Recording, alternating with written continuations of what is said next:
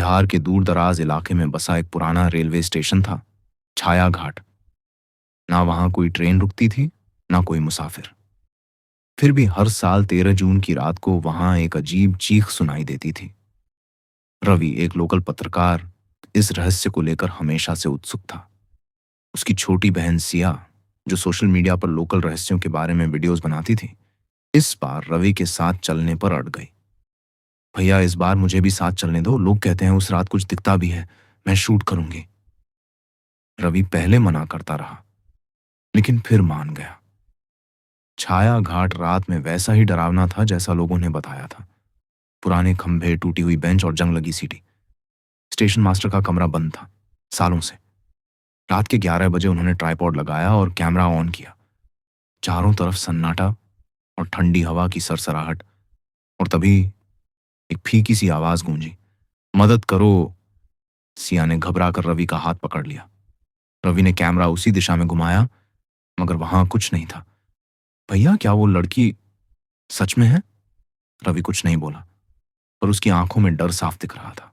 सिया की सांसें तेज चल रही थीं। कैमरे की लाल लाइट अब भी रिकॉर्डिंग मोड में थी, लेकिन जो उन्होंने अभी सुना था, मदद करो, वो सियासी अफवाह नहीं थी। रवि ने कैमरा बंद नहीं किया। उसने धीरे धीरे जेब से अपना टॉर्च निकाला और उस दिशा में बढ़ा जहां से आवाज आई थी, प्लेटफॉर्म नंबर 2 की ओर। स्टेशन की पुरानी ईंटें, दीवारों पर उभरी खाई और लटकते बल्ब की झपकती रोशनी, सब कुछ मानो उस डर को और गहरा कर रहे थे। रुको भैया, साथ में चलते हैं, सिया ने कहा और उसका हाथ पकड़ लिया। प्लेटफॉर्म नंबर 2 पूरी तरह सुनसान था, लेकिन तभी सिया की नजर एक खंभे की छाया पर पड़ी। वो छाया हिल रही थी, हवा चल रही थी, और खंभा तो पत्थर का था, उसकी परछाई क्यों हिल रही थी? भैया, सिया ने धीमे से कहा, ये देखो। रवि ने टॉर्च उस छाया पर फेंका और जो दिखा, उसने दोनों के पैरों के नीचे से जमीन खींच ली। एक लड़की, सफेद साड़ी में, बाल बिखरे हुए, चेहरा साफ नहीं दिख रहा था। वो चुपचाप खड़ी थी, बिल्कुल स्थिर। रवि ने फुसफुसाया, "क- कौन हो तुम?" लड़की ने धीरे से अपनी गर्दन घुमाई। उसकी आंखें लाल थीं और होंठ सिल दिए गए थे। सिया की हलक सूख गई। कैमरा अब भी रिकॉर्ड कर रहा था, पर रवि ने उसकी स्क्रीन देखी और झटका खा गया। कैमरे में वो लड़की नहीं दिख रही थी।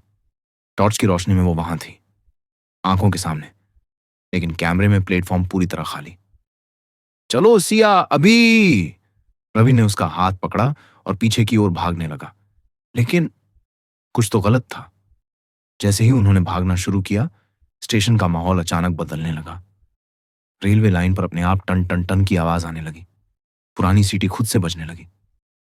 लाउडस्पीकर पर एक बुरी तरह टूटी फूटी आवाज आई, छाया घाट अंतिम स्टेशन है, यहां से वापसी नहीं होती। बिना बिजली के लाउडस्पीकर कैसे चल रहा था? रवि और सिया दोनों के दिल की धड़कनें अब उनके कदमों से तेज थीं। वो स्टेशन मास्टर के कमरे की तरफ भागे, दरवाजा खोलकर अंदर घुसे और बंद कर लिया। कमरे की हालत खौफनाक थी। हर दीवार पर किसी लड़की की तस्वीरें चिपकी थीं। कई तस्वीरें फटी हुई, जल चुकी थीं। एक फोटो पर खून से लिखा था, मैं अब भी यही हूं, मेरी चीखों को कोई नहीं सुनता।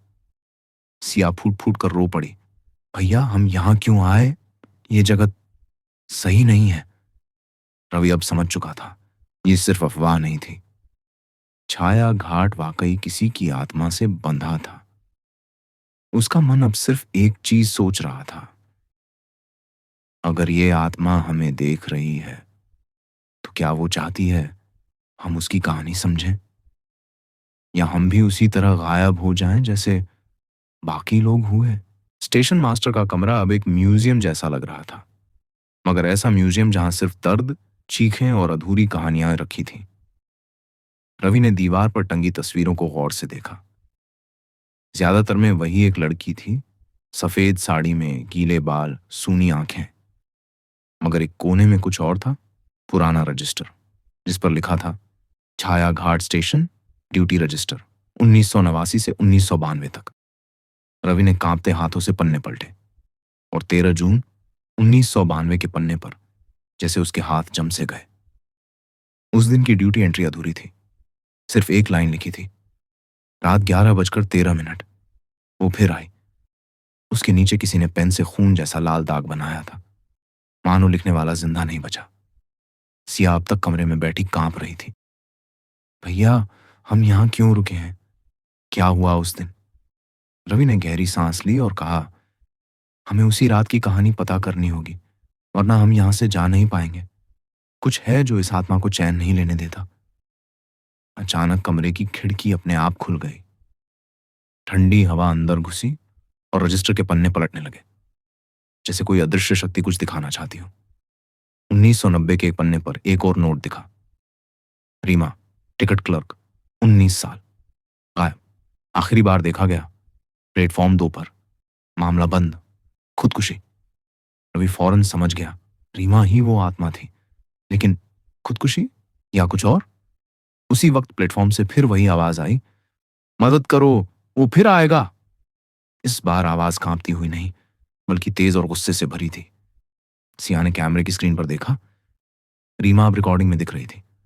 उसकी आंखें सीधी कैमरे में देख रही थी और तभी दरवाजा अपने आप खुल गया। कोई था बाहर। एक आदमी, पुरानी यूनिफॉर्म में, एक हाथ में लाल झंडा, दूसरे में टॉर्च, चेहरा काला पड़ा हुआ। तुम लोग यहां क्या कर रहे हो? उसने गूंजती आवाज में पूछा। रवि घबरा गया। आप कौन? स्टेशन मास्टर हूं मैं, या था। 1992 से यहां ही हूं। सिया ने डरते हुए पूछा। आप जिंदा हैं? नहीं, उसने सीधा जवाब दिया। कि जिन्होंने रीमा को मारा, उन्होंने मुझे भी जला दिया। मैं तब से यहीं अटका हूं। रवि और सिया पीछे हट गए। अगर तुम उसकी मदद करना चाहते हो तो सच जानो, आखिरी ट्रेन की सच्चाई जानो। कौन सी ट्रेन? रवि ने पूछा। स्टेशन मास्टर ने इशारा किया, प्लेटफॉर्म नंबर 3 की ओर, 4075 डाउन। वही ट्रेन थी। वो रीमा की ड्यूटी की आखिरी रात थी। रवि और सिया प्लेटफॉर्म 3 की ओर बढ़े। जैसे जैसे वे पास जा रहे थे, रेलवे ट्रैक अपने आप जगमगाने लगा। एक पुराना इंजन वहां खड़ा था, जंग लगा मगर पूरा। कोई भी इंजन 30 साल तक यूं नहीं टिकता, पर यह वही ट्रेन थी जो 1992 में गायब हो गई थी। रवि ने इंजन के अंदर झांका। सीट पर किसी का कंकाल बैठा था। उसके हाथ में वही रीमा की फोटो थी। और तभी ट्रेन की लाइट जल उठी, सीटी बजने लगी, दरवाजा अपने आप बंद हो गया। ट्रेन चलने लगी, मगर कोई इंजन ड्राइव नहीं कर रहा था।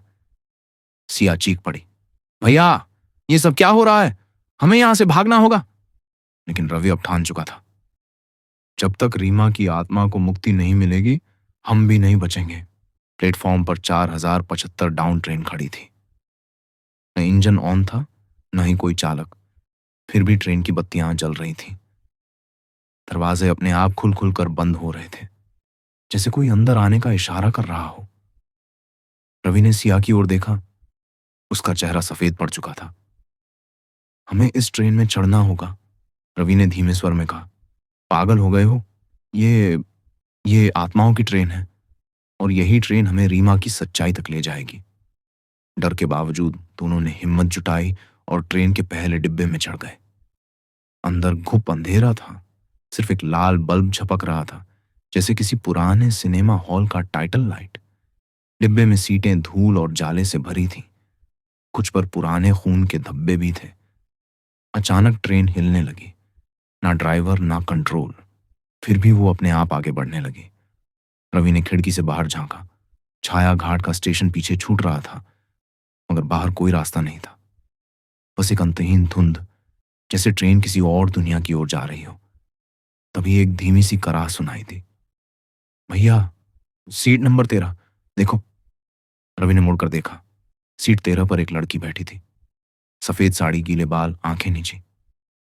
रीमा? रवि ने कांपती आवाज में पूछा। लड़की ने धीरे से सिर उठाया। उसकी आंखों से खून बह रहा था। होंठ अब भी सिले हुए थे, पर उसकी आंखें कुछ कह रही थी, जैसे वो कुछ दिखाना चाहती हो। एक जोर की झटके के साथ ट्रेन रुक गई। दरवाजा खुला। बाहर एक वीरान पुल दिखाई दिया।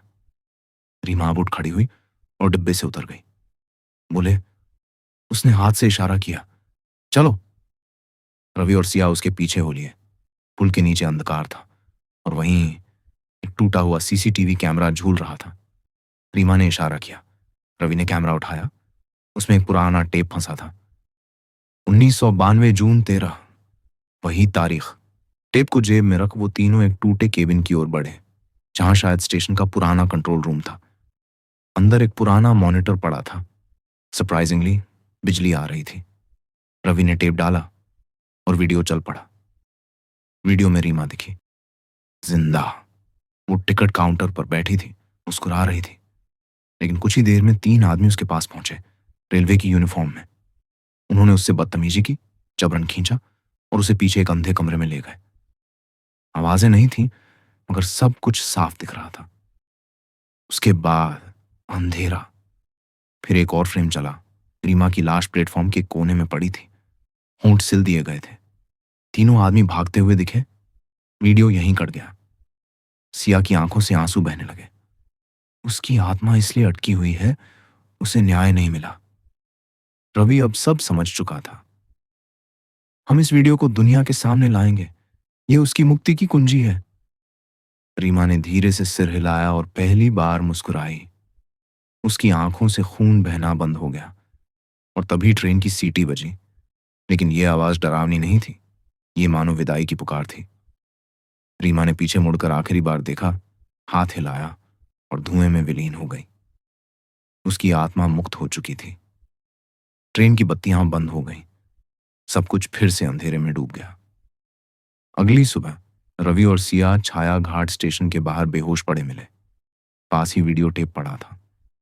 जब वो घर लौटे, उन्होंने वीडियो को ऑनलाइन अपलोड किया। छाया घाट, एक अधूरी आत्मा की दास्तान नाम से। वीडियो वायरल हुआ। रेलवे ने जांच शुरू की। पुराने केस फिर से खोले गए। और छाया घाट, अब वहां हर साल 13 जून को एक फूल रखा जाता है, प्लेटफॉर्म नंबर 2 पर। लोग कहते हैं अब चीखें नहीं आती, बस एक मीठी सी खुशबू बहती है।